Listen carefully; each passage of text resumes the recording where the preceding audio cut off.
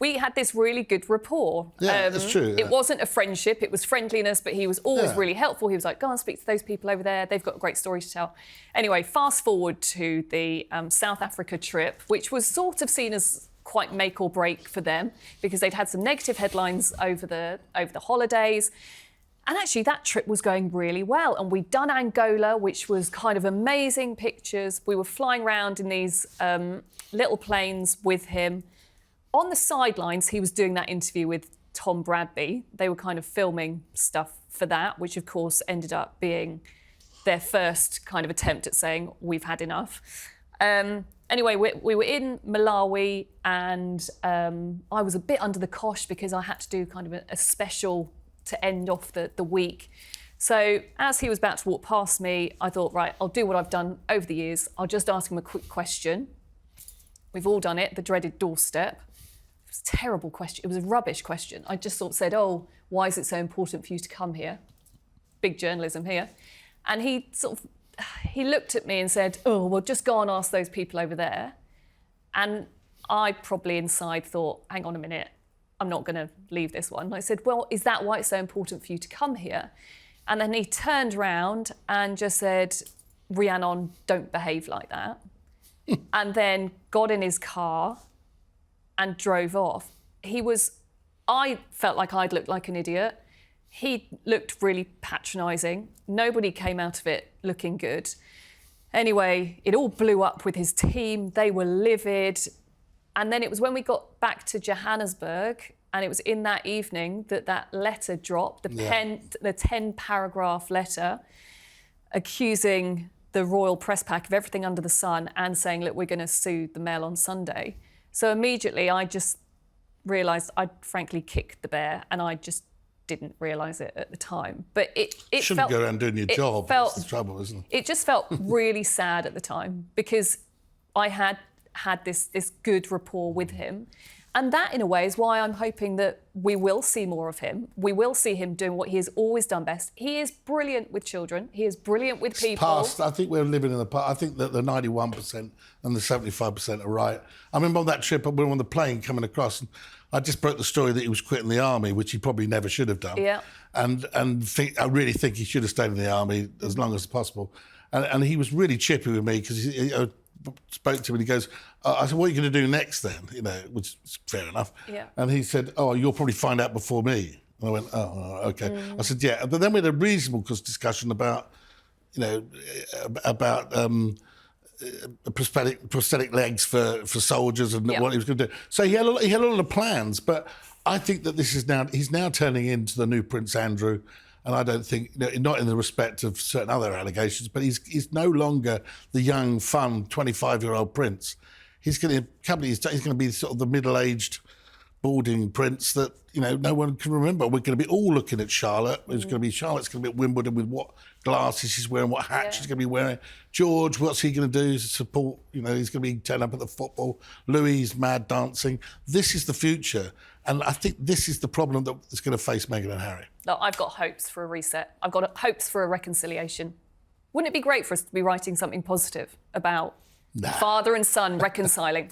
Yeah. No, I'd like to see. No, I would like to see the father and son only because I believe the king deserves a bit of respect, and I don't think actually he's been shown enough respect in the last 3 years since he's been king by his son. I think he's been completely disrespected. Yeah, I'd like to see a reconciliation, but at what cost? We need to not suddenly forget what's been happening in the last couple of years. Yeah. But of course, people want to see people being happy. But let's just not forget. At what cost? There needs to be apologies. There needs to be a change in attitude. Mm-hmm. See, that's what you get from a working royal. In joke. Thanks, Rob. Let's talk about the future. Yes. A potential, or not just potential, but a future working royal, Prince George. He turned 12 this week. It's not a major milestone. We normally treat like every 5 years or every 10 years or 21 for something. But 12 feels big for George. He's growing up. He looks tall in that video, by the way. He's towering over his siblings. But it's been a big year for him.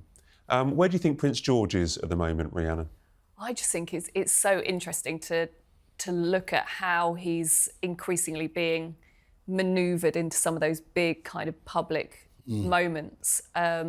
VE Day, I think, was a massive day for him. And I need to talk to you because you were in the room, weren't you, for that big tea party? Yeah. There's this amazing photograph. It's great stuff, that. Yeah, lovely photograph of Prince George shaking hands with a veteran. And you just look at it and you just think, wow, this is future heir, but also future king in training. And while William and Kate obviously want to do it in a real softly way, it's inevitable what is coming down the tracks. And I just think at Wimbledon as well, he was there, part of the lineup. Yeah. And what I think is interesting about George is he sort of reminds me of his dad, really. He seems a bit more serious than Charlotte, certainly Louis.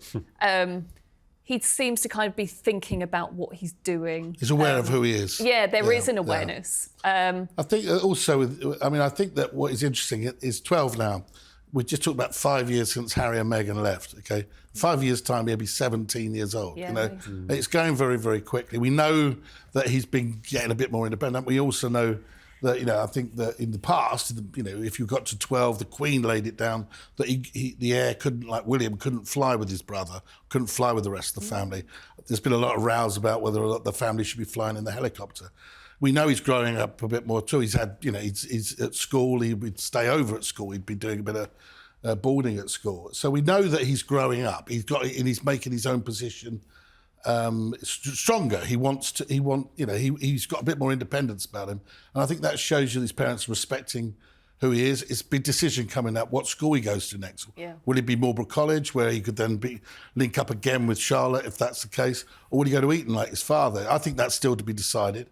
But I wouldn't be surprised if it was Eton because of the proximity, but equally I wouldn't be surprised if it was Marlborough College because of the influence on that his mum enjoyed that experience. So look, he's growing up rapidly, and I think that you can see things going through, and he's had a lot of experiences. You know, he's been at the state funeral of the Queen Elizabeth.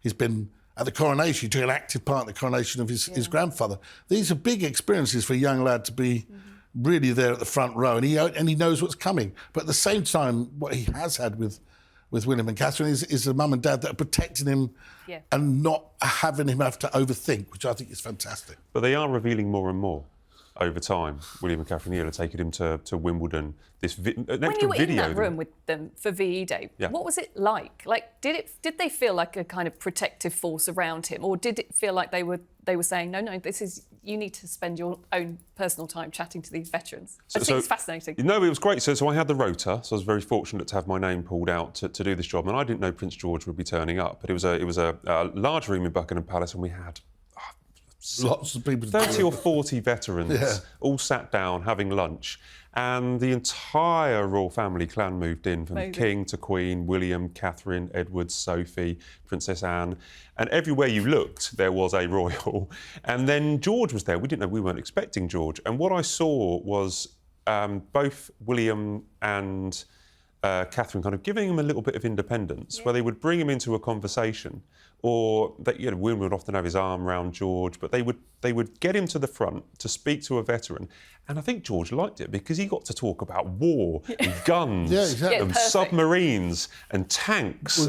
Which guys were very young when they did all this stuff, so it's amazing you got that connection, isn't it? Yeah, but I felt watching their parenting, I think, is really interesting because they understand the responsibility that George has to take on, and it struck me as an incredibly important job for George, almost like the first kind of major engagement, and it was a safe space because it was in Buckingham Palace, somewhere that he knows, and he was with all his family. And I say it wasn't just William and Catherine; there were lots of them. But I saw they were being very genuine, and they were just allowing George to talk to veterans and express his opinion, and I quite enjoyed it. Although everywhere I turned, I once tried to sit in Camilla's chair. I didn't realise that she was about to sit there. I turned around and almost stood on Prince Edward's foot. So in the end, I just had to disappear, realising I had no spatial awareness or peripheral vision, and hide in the corner.